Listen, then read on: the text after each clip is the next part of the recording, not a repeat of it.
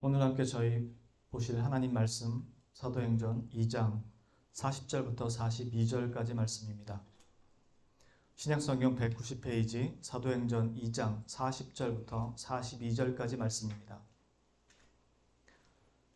신약성경 190페이지 사도행전 2장 40절부터 42절까지 말씀 다 찾으신 줄로 알고 제가 봉독하도록 하겠습니다.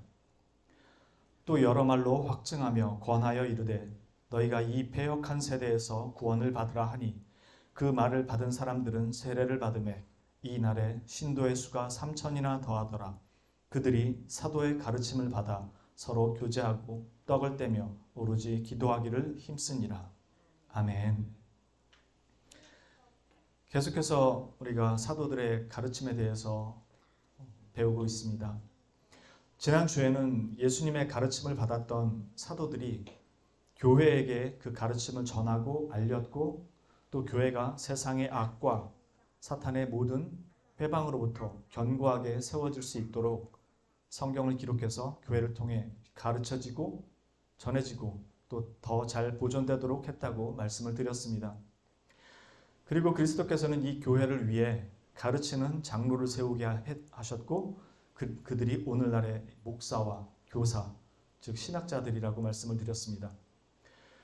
옛적에는 선지자들을 통하여 여러 부분과 여러 모양으로 우리 조상들에게 말씀하셨고 이 모든 날 마지막에는 그 아들을 통하여 우리에게 말씀하셨습니다.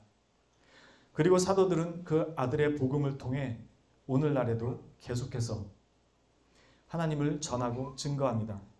그리고 선지자들과 사도들의 터 위에 세워진 교회는 목사와 교사라는 직분자들을 통해 또한 사도들의 가르침을 이어가고 있습니다. 이 가르침은 신앙생활과 관련된 모든 전반적인 교훈들이 설교나 성경 공부와 같은 다양한 방식을 통해 이루어집니다. 그러나 그 내용과 근거는 오직 성경, 하나님의 말씀에 있습니다. 이미 말씀드렸듯이 시대에 따른 사상이나 가치관이 성경의 진리에 편승할 수도 없고 편승되지도 않고 성경 말씀 역시 시대에 편승하지도 않습니다. 성령께서 그들을 통하여, 즉 사도들을 통하여 기록하고 보존하도록 하신 하나님의 말씀을 직분자들을 통해 이 땅 위에 교회가 존속하는 동안 계속해서 전하고 선포하고 가르치도록 하셨습니다. 육신의 타락과 사탄과 세상의 악에 맞서며 교회가 더욱 견고하게 세워지고 위로받으며 보호받도록 말이죠. 그런데 이 교회가 이 가르침을 포기한다면 어떻게 될까요? 오늘날 세상이 더욱 악하고 그리고 교회보다 더 강해서 교회가 오늘날과 같은 상황에 처해진 걸까요? 정말로 그래서 교회가 지금과 같은 상황에 몰렸을까요? 아니면 주님의 능력이 부족해서일까요? 이사야서 59장 1, 2절에 말씀하시기를 여호와의 손이 짧아 구원하지 못하심도 아니요 귀가 둔하여 듣지 못하심도 아니라 오직 너희 죄악이 너희와 너희 하나님 사이를 갈라놓았고 너희 죄가 그의 얼굴을 가리어서 너희에게서 듣지 않으시게 함이니라고 말씀합니다. 하나님의 능력이 부족도 아니고 하나님 탓도 아니라는 것입니다. 이렇게 시작된 이사야 59장의 말씀은 말미에 이렇게 이어집니다. 21절입니다. 여호와께서 이르시되 내가 그들과 세운 나의 언약이 이러하니 곧 네 위에 있는 나의 영과 네 입에 둔 나의 말이 이제부터 영원하도록 네 입에서와 네 후손의 입에서와 네 후손의 입에서 떠나지 아니하리라 하시니라. 여호와의 말씀이니라. 그리고 바로 60장으로 넘어가서 60장 1절에 이렇게 이어집니다. 일어나라 빛을 발하라 이는 네 빛이 이르렀고 여호와의 영광이 네 위에 임하였느니라. 언약 백성에 대한 회복의 약속이 성령님과 말씀을 통해 이루어질 것을 선포하고 있습니다. 오늘 함께 나누는 이 말씀이 우리의 생각과 신앙의 모습을 다시금 새롭게 하는 변화와 각성의 시간이 되었으면 하는 간절한 바람입니다. 욥기 37장 1절 이하에 보면 이로 말미암아 내 마음이 떨며 그 자리에서 흔들렸도다. 하나님의 음성 곧 그의 입에서 나오는 소리를 똑똑히 들으라. 그 소리를 천하에 펼치시며 번갯불을 땅끝까지 이르게 하시고 그 후에 음성을 발하시며 그의 위엄찬 소리로 천둥을 치시며 그 음성이 들릴 때 번개를 멈추지 아니하시느니라. 하나님은 놀라운 음성을 내시며 우리가 헤아릴 수 없는 큰 일을 행하시느니라.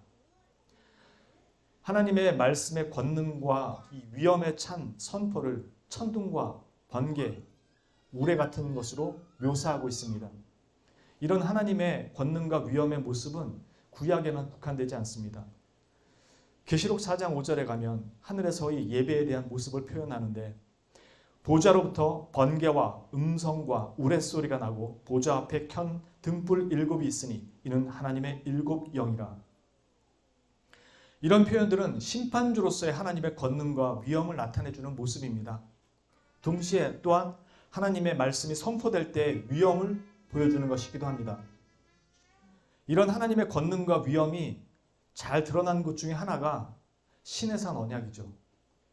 모세가 출애굽한 후에 이스라엘을 시내산에서 하나님과 이스라엘 백성과 하나님 사이에서 언약식을 거행합니다.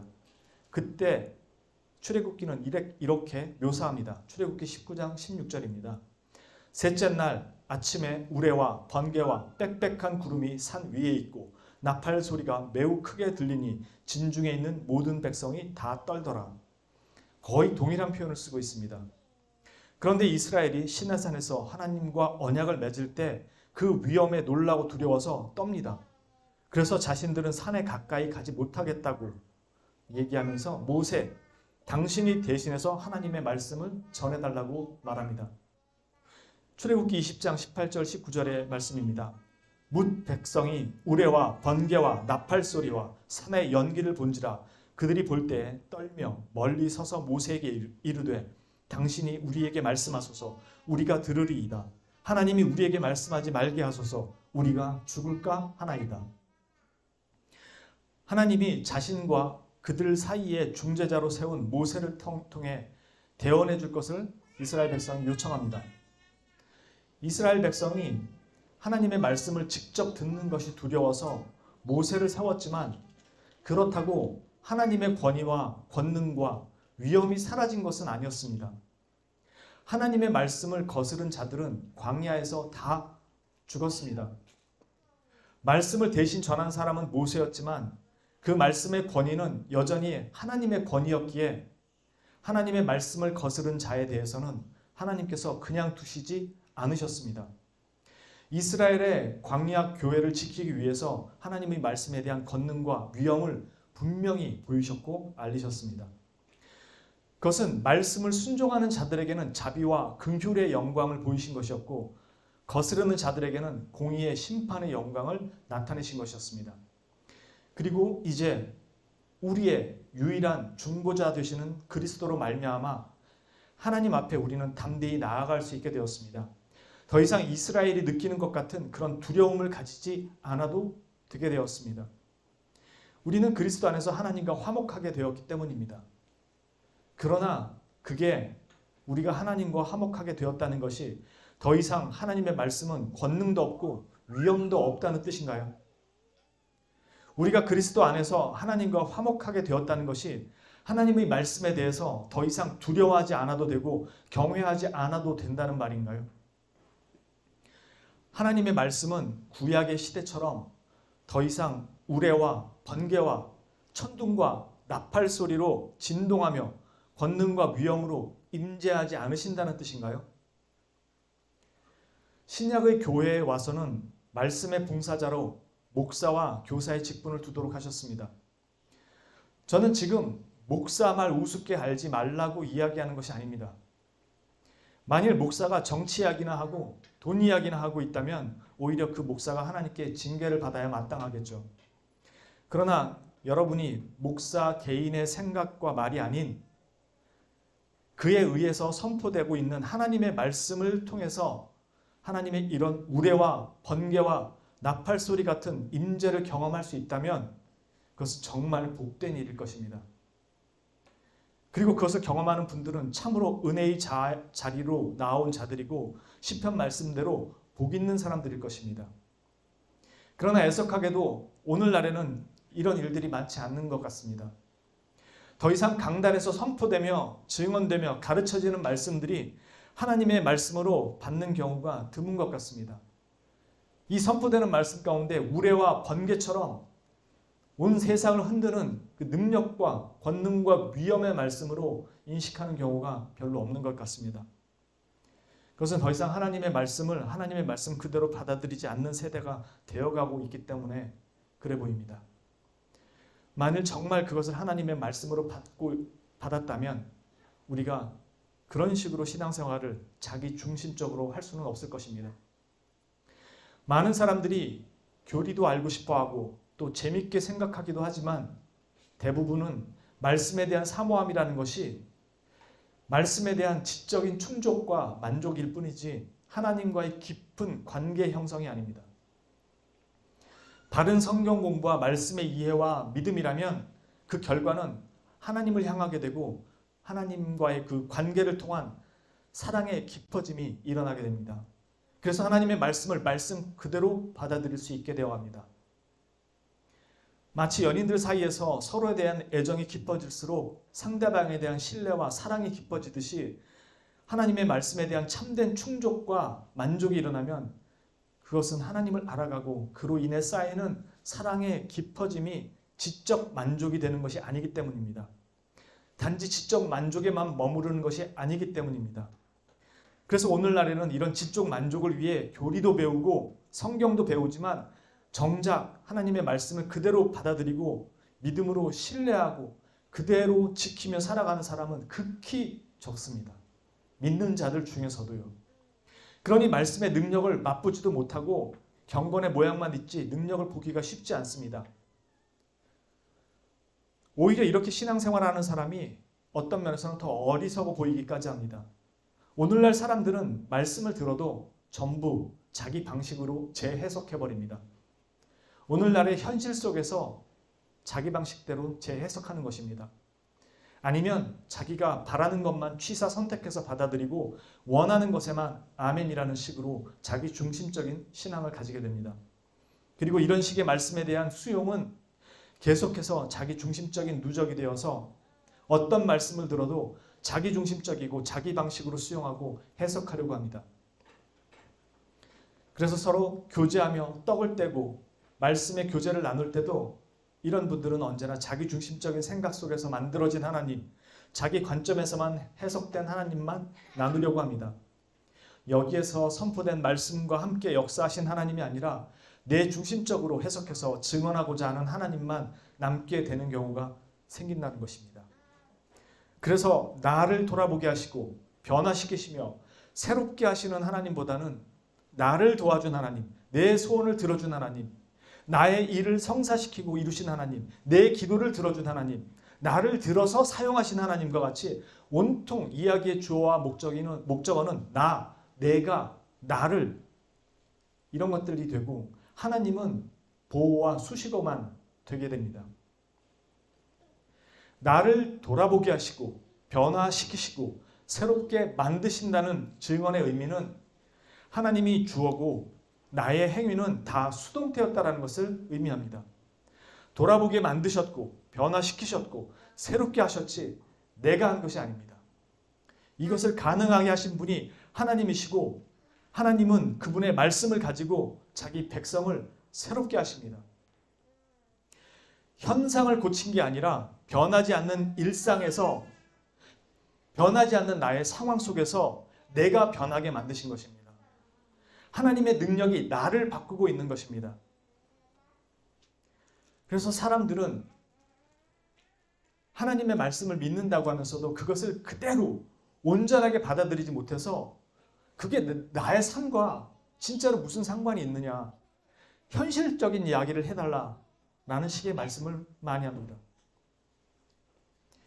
앞에서 이미 살펴보았던 출애굽기 20장 18절 19절 말씀 뒷구절까지 한번 봉독해 보겠습니다.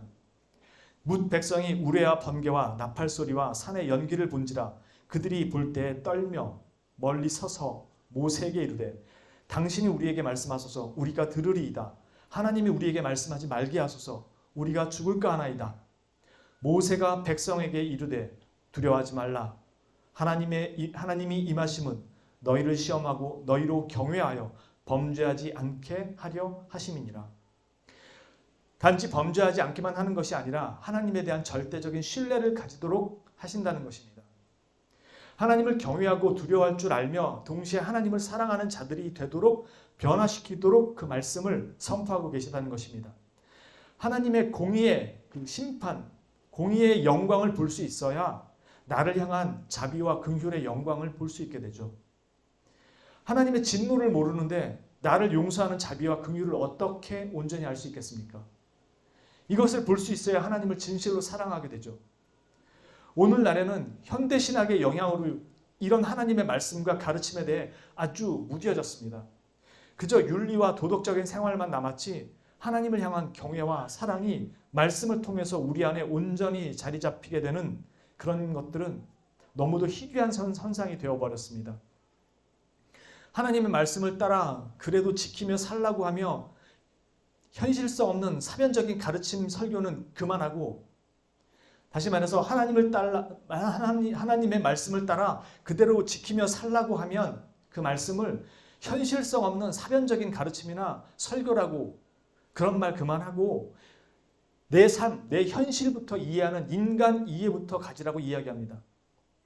그렇게 사는 게 쉽냐고 말이죠. 인간 이해가 어떤 건가요?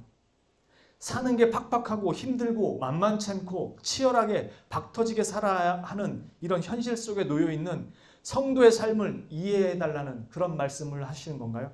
그런 말을 이야기하는 건가요? 이해가 어떤 건가요? 정죄하지 말라는 건가요? 가뜩이나 힘든 삶, 은혜와 자비를 말하기도 부족한데 죄는 그만 말하라는 건가요? 저는 비난이나 정죄를 말하는 것이 아닙니다. 우리가 어디로부터 나왔는지를 모르면서도 가야 할 곳은 어딘지 어떻게 우리가 알 수 있습니까?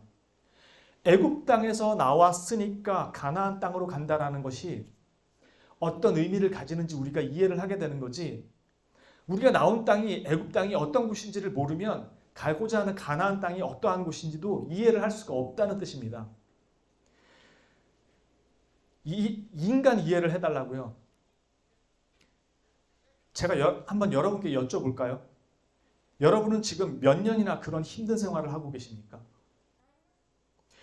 광야 생활 40년 동안 땡볕을 피해 다니며 구름 아래에서 먹을 것도 심지도 거두지도 못하고 40년간 하늘만 쳐다보고 혹여라도 만나가 그치면 어쩌나 걱정이 돼서 다음날 아침 먹을 것을 남겨뒀다가 그 아침까지 남겨둔 것들이 다 썩어버리고 하나님께 혼나고 7일째 되는 날도 나가서 혹시라도 만나가 있으면 미리 챙겨둬야지 해서 나갔다가 만나는 구하지도 못하고 하나님께 또 혼나죠. 괜찮습니다. 우리 건우 뛰어다니게 하세요. 괜찮습니다. 40년 동안 내내 장막을 접었다 폈다 한두 번도 아니고 수백 번도 더 반복하고, 그것도 규칙적인 것이 아니라서 언제 이동할지도 모르고 어디다 천막을 칠지도 모르는 그런 40년의 삶. 그래도 처음에는 만나를 꿀 섞은 과자 같다고 했던 사람들이 나중에는 맷돌에 갈기도 하고 절구에 찍기도 하고 가마에 삶기도 합니다.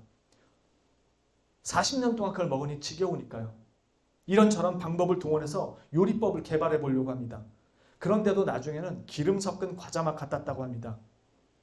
40년 내내 그것만 먹었으니까요. 그리고 광야에서 다 죽었습니다. 어떠세요? 여러분은 지금 힘들다고 생각하는 여러분의 인생과 이 40년 광야 인생 둘 중에 하나 택하라면 어떤 걸 택하시겠습니까? 섣불리 이런 광야 40년 인생 살고 싶다고 말씀할 수 있으시겠어요? 인간 이해요? 삶을 이해요? 저런 식으로 광야 생활을 보내고 있는 이스라엘인들에게 하나님은 어떤 인간 이해를 보여주신 건가요, 도대체? 우리 눈에 그게 흡족해 보이는 인간 이해였나요? 하나님이 하나님의 말씀을 거부한 사람들을 어떻게 하셨던가요? 다 죽이시지 않나요? 그래서 여러분 보시기에 하나님의 인간 이해가 전혀 없어 보이시나요? 아닙니다. 하나님은 그런 죄인들을 자기 백성으로 삼으셨어요. 그들을 부끄러워하지 않으시고 자기 백성으로 삼으시고 하나님만으로 만족할 수 있는 백성으로 부르셔서 변화되시기를 원하셨던 거였어요. 그들이 애굽 생활에 완전히 찌들어 있어서 그 옛 생활을 벗어보지 못하고 있었던 거지 하나님이 그들을 못 살게 구심이 아니었어요. 이전의 삶보다 광야의 삶이 그들에게 훨씬 더 중요한 가치를 가지는 삶이었는데도 그들은 옛 삶이 더 좋아서 옛날로 돌아가기를 원했을 뿐이에요. 이스라엘이 죄의 노예 근성을 버리지 못하고 있었던 겁니다. 인간 이해가 부족한 것이 아니라 하나님에 대한 우리의 이해와 믿음이 부족한 것입니다. 하나님을 잘 모르니 깊은 신뢰가 생기기 어려운 거죠. 하나님은 인간이 어떤 존재인지를 너무나 잘 알기에 하나님의 말씀을 따라 살라고 생명의 말씀을 주셨어요. 하나님의 말씀은 우리의 삶을 옥죄하는 것이 아니라 우리를 보호하는 것입니다. 우리는 율법의 테두리 안에 머무를 때 안전한 것이지 그 밖으로 넘어가면 오히려 위험해집니다. 그래서 하나님의 말씀을 지키고 따라 살도록 명령하신 것입니다. 우리를 너무나도 잘 알기 때문에요. 그런데 오늘날 이 말씀을 다 포기하고 윤리와 도덕만 남겨버렸습니다.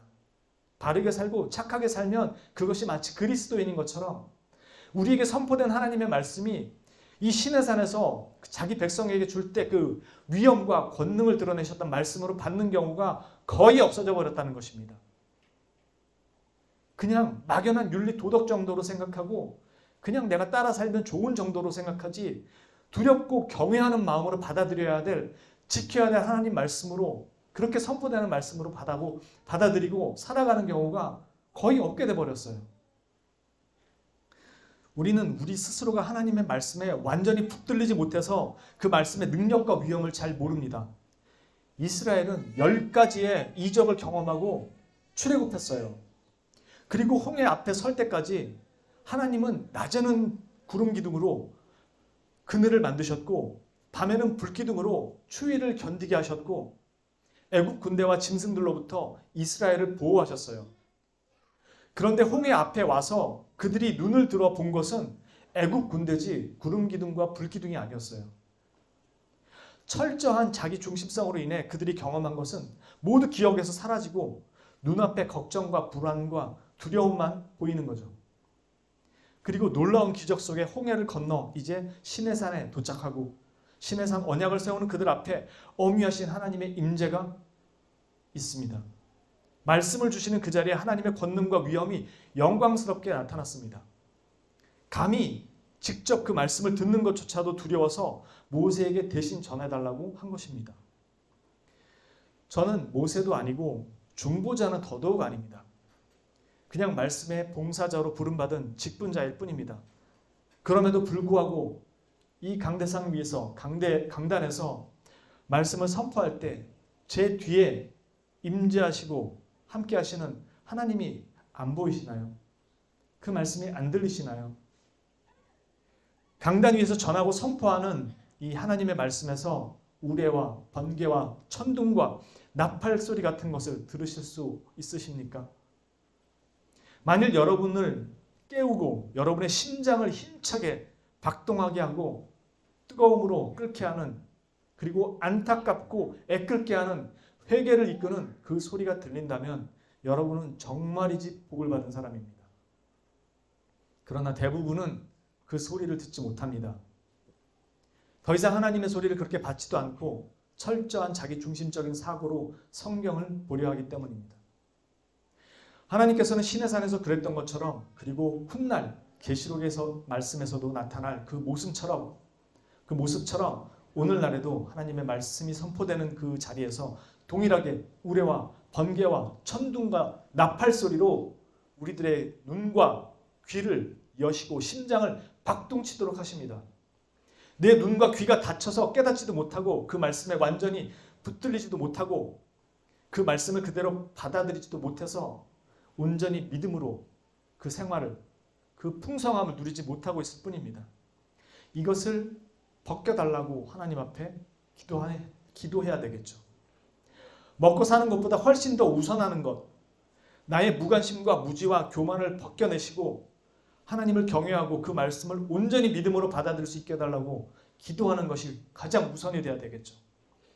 그것을 경험하지 못했으니 하나님의 말씀이 능력이 있는 것이 어떤 것인지를 모르기에 그 말씀이 내 삶에 무슨 현실적으로 무슨 도움이 되고 위안이 되냐, 현실적인 얘기를 해달라, 현실성 있는 얘기를 해달라, 늘 그런 얘기를 합니다. 위로와 격려와 수용과 배려, 이런 것들을 얘기하는데 그가 설 수 있는 가장 강력한 힘은 우리를 향해 약속으로 선포된 하나님의 말씀입니다. 그게 정확히 우리 안에 심겨질 때 어떠한 상황 속에서도 버티고 견뎌낼 힘이 되는 거지, 단순히 만나서 밥 한 끼 사주면서 토닥토닥 한다고 그게 우리를 세우지 못합니다. 그건 그때뿐입니다. 이렇게 하나님 말씀에 붙들릴 수 있게 해달라고 하나님 앞에 기도하는 것이 가장 우선이 돼야 되죠. 그렇지 않으면 우리는 항상 오늘의 문제와 내일의 걱정거리의 해결을 위한 기도만 하다가 끝나게 됩니다. 하나님의 말씀과 그 신뢰가 우리 안에 올바로 뿌리내리고 서기 시작하면 현실의 문제들과 직면하고 맞서고 넘어가는 힘이 생기고 견디고 이겨내는 능력이 생기기 시작합니다. 말씀 그대로 믿음의 능력이 말씀으로부터 시작되기 때문입니다. 그래서 말씀을 은혜의 수단이라고 하는 것입니다. 그리고 사도들은 이 가르침으로 성도들을 교제하게 했고 떡을 떼게 했고 기도하게 한 것입니다. 저도 참으로 여러분들이 이 말씀에 완전히 붙들리고 이 말씀 안에 뿌리 내리고 그리스도 안에 뿌리 박힌 그리스도인으로서 현실을 살아내는 능력과 권세와 힘을 가지시기를 진실로 간절히 기도하고 날마다 여러분들이 이걸 가질 수 있기를 기도하고 또 원합니다. 우리에게 이것만큼 강력한 힘이 없습니다. 전하고 증거하는 자는 부족하고 연약할지라도 하나님의 말씀은 변함없이 신실하고 강력합니다. 내가 그 말씀을 어떻게 듣고 받아들이느냐에 따라 달려 있습니다. 데살로니가전서 2장 11절에서 13절 말씀입니다. 너희도 아는 바와 같이 우리가 너희 각 사람에게 아버지가 자기 자녀에게 하듯 권면하고 위로하고 경계하노니 이는 너희를 부르사 자기 나라와 영광에 이르게 하시는 하나님께 합당히 행하게 하려 함이라. 이러므로 우리가 하나님께 끊임없이 감사함은 너희가 우리에게서 들은 바 하나님의 말씀을 받을 때 사람의 말로 받지 아니하고 하나님의 말씀으로 받음이니 진실로 그러하도다. 이 말씀이 또한 너희 믿는 자 가운데서 역사하느니라. 아멘. 저는 참으로 무능하고 부족한 목사입니다. 저 역시도 온전하게 말씀 안에 서 있지 못하고 늘 흔들리지만 그래도 가야 할 곳과 붙들어야 할 것이 무엇인지를 너무나도 잘 알기에 그곳을 향하려고 무던히도 했습니다. 그리고 여러분에게도 동일하게 그 길을 가야 함을 선언하고 있는 것입니다. 오늘날 팽배한 현대신학의 영향으로 사람들은 인간을 이해해야 한다는 말로 감정의 공유만을 강조합니다.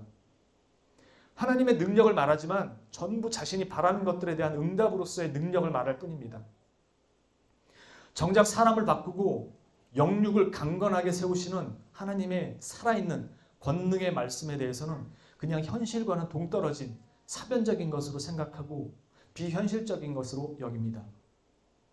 그저 윤리와 도덕적인 가르침만 따르려고 하고 실제로 그 말씀이 권능과 위엄을 가지고 실제한다는 것을 믿지 못합니다.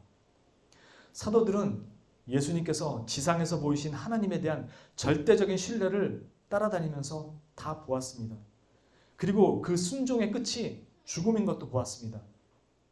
그리고 하나님이 모든 것이 끝났다고 생각한 그 죽음과 부패 가운데서 새 생명을 다시 일으키시고 부활을 시키시는 그 하나님을 경험하게 됩니다.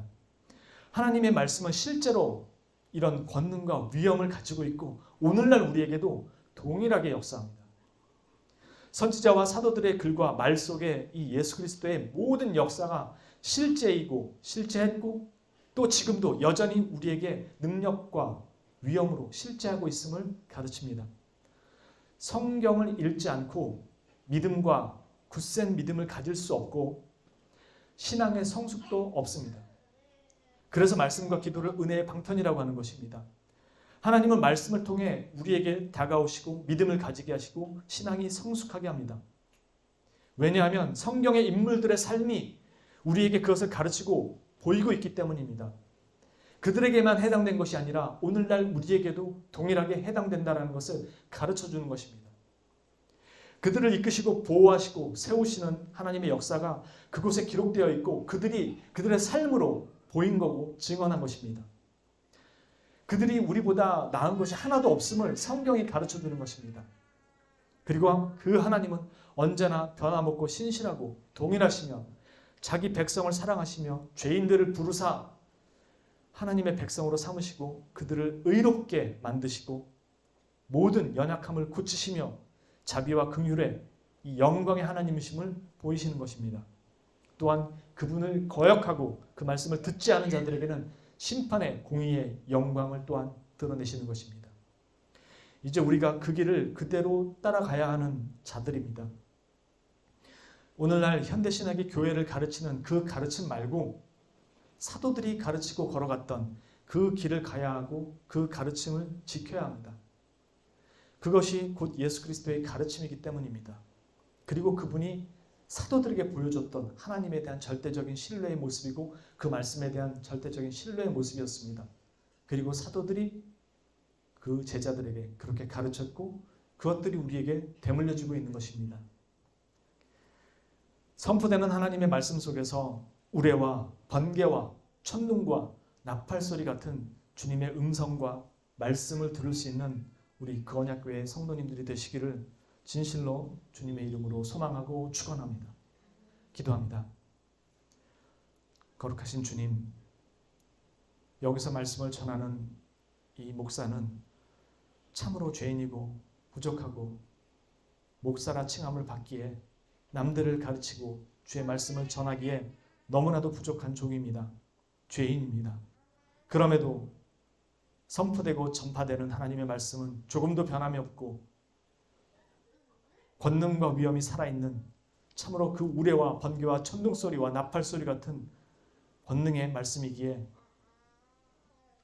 감히 부족한 종이 이 죄인이 하나님의 말씀을 전하고 선포합니다.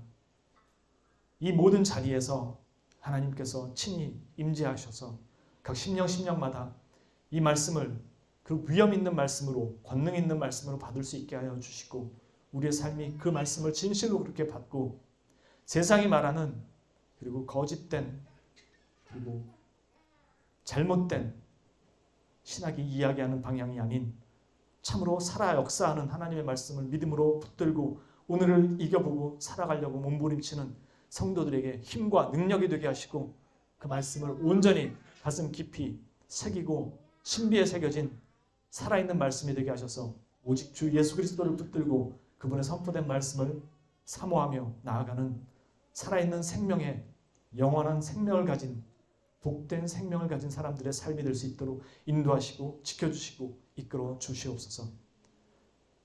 감사합니다.